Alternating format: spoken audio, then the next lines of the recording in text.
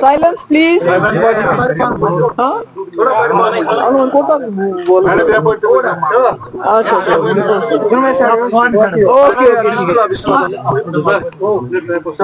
जैसे आप जानते हैं कि पिछले दिनों कुछ हमारे मुल्क और पाकिस्तान के बीच में एक कॉन्फ्लिक्ट हुआ जिसकी वजह से दोनों तरफ से शेलिंग हुई और उसमें हमारे कई इलाके जो हैं उसकी जद में आए, जिसमें सबसे ज्यादा मुतासिर पुंछ, उड़ी, टंगडार और कुछ हिस्से कुपवारा के भी उस जद में आए।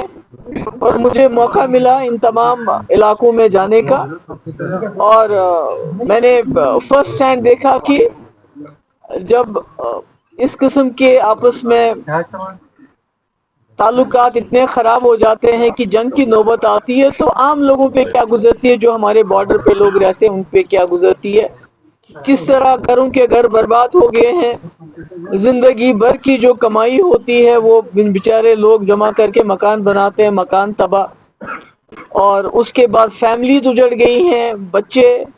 और मैं तो एक जगह गई तो उन्होंने वो बच्चों की जो कब्र है अपने घर के उसमें आंगन में रखी है, 2 बच्चे एक साथ उनके चले गए दुनिया से। तो मैं आज ये इसलिए मजबूर हो गई आप सबके साथ बात करने के लिए कि मैं जहां भी गई अभी तक, मतलब शेल्टर तो बहुत दूर है, अभी तक कई लोग ऐसे हैं जो खुले आसमान के नीचे सोते हैं, उनको टेंट भी नहीं मिला है अभी तक। तो जो मैं कल टंगडार गई तो वहां भी मैंने देखा बेचारी वो एक औरत है, उसका हस्बैंड यहाँ मजदूरी करता है श्रीनगर में, 2 बच्ची हैं उसकी छोटी छोटी, उसका घर बिल्कुल तबाह हो गया तो वो भी बेचारी, उसको मैं कहा किधर अपना सर छुपाऊं। तो इसलिए मतलब हालात काफी खराब हैं इन लोगों के, इनकी जान भी गया, माल भी गया, और कई जगह ऐसा है कि जहां शेल लगा हुआ है तो ढांचा तो खड़ा है मगर मकान पूरा बोसीदा हो गया है, मकान खोखला हो गया है। और जो मैंने सुना जो सरकार की तरफ से टीम्स गई हैं वो देखते हैं स्ट्रक्चर खड़ा है और तुम्हारा एक शीशा टूट गया तो बस, ऐसा नहीं होता है। जब किसी मकान पे शेल लग गया हो तो वो मकान पूरा हिल जाता है, उसकी पूरी बर्बादी हो गई है। तो इसलिए मेरी सबसे पहली गुजारिश तो ये है कि ये जितने भी एरियाज हैं इनको वॉर इम्पैक्टेड जोन्स डिक्लेयर किया जाए ताकि इसमें वॉर फुटिंग पे इनका रिहेबिलिटेशन का काम शुरू हो जाए। मकानों के लिए कम से कम 50 लाख रुपए दिया जाना चाहिए। आज आप जानते हैं कि 1 लाख रुपए में दरवाजा भी नहीं बनता है, तो ये मेरी गुजारिश है। उसके बाद सबसे पहली चीज जो मैं डिमांड करना चाहती हूँ सरकार से, गवर्नमेंट ऑफ इंडिया से, कि इन सब जितने भी इसमें हमारे लोग जिनकी जाने गई उनको शहीद करार दिया जाना चाहिए। एक तो उनकी इज्जत अफजाई हो जाएगी क्योंकि उन बेचारों का कोई कसूर नहीं था, बच्चे थे हमारे, औरतें थे हमारी, आदमी लोग इसमें गए हैं।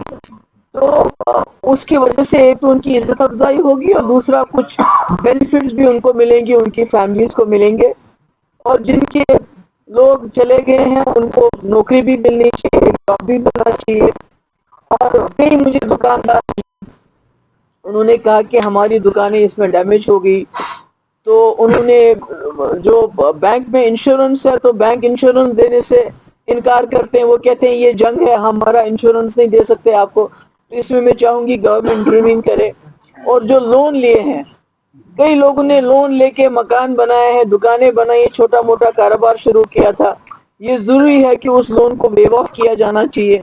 और कई मैं गई थी वहां मेंढर, तो वहां ब्रिगेड हेडक्वार्टर जिसपे अटैक हुआ था एक तरफ से, तो उसके नजदीक जो दुकानें हैं, मकान है, उनका काफी नुकसान हुआ है और उसके लिए कोई वहां गया नहीं है, उन जगहों पे वहां गया नहीं है उन जगहों को देखने के लिए। तो मैं सरकार से गुजारिश करूंगी कि इसको भी देख लिया जाए।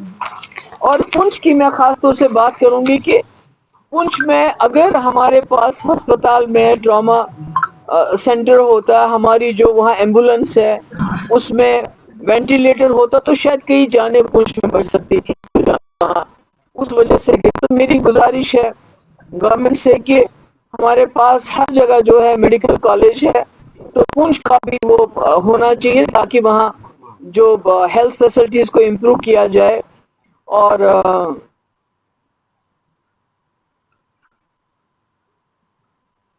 यही मेरा है कि آخر میں مجھے بہت ابھی بھی مجھے بہت تکلیف ہوتی ہے کہتے ہوئے کہ میں جہاں بھی گئی لوگوں نے کہا میں انڈیویجول بنکر چاہیے.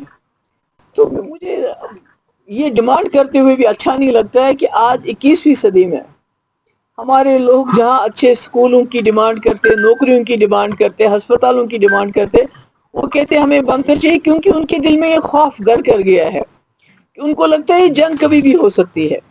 تو ہم ہر وقت جنگ کی حالت میں اپنے لوگوں کو رکھنا چاہتے ہیں. مجھے لگتا ہے یہ مرکزی سرکار کو سوچنا پڑے گا کہ کیا ہمارے لوگ ہمیشہ اس ذہن میں رہیں کہ کب گولہ آئے اور کب ہمیں بنکر میں جانے کا موقع ملے. تو میری گزارش ہے یہاں کی سرکار سے بھی اور مرکزی سرکار سے بھی امیڈیٹلی مدد کر لیجئے. کچھ لوگ ایسے ہیں جن کے گھر میں کوئی نہیں ہے، ان کو مکان بنا کے بھی دینے پڑے، آپ کو مکان بنا کے دیجئے.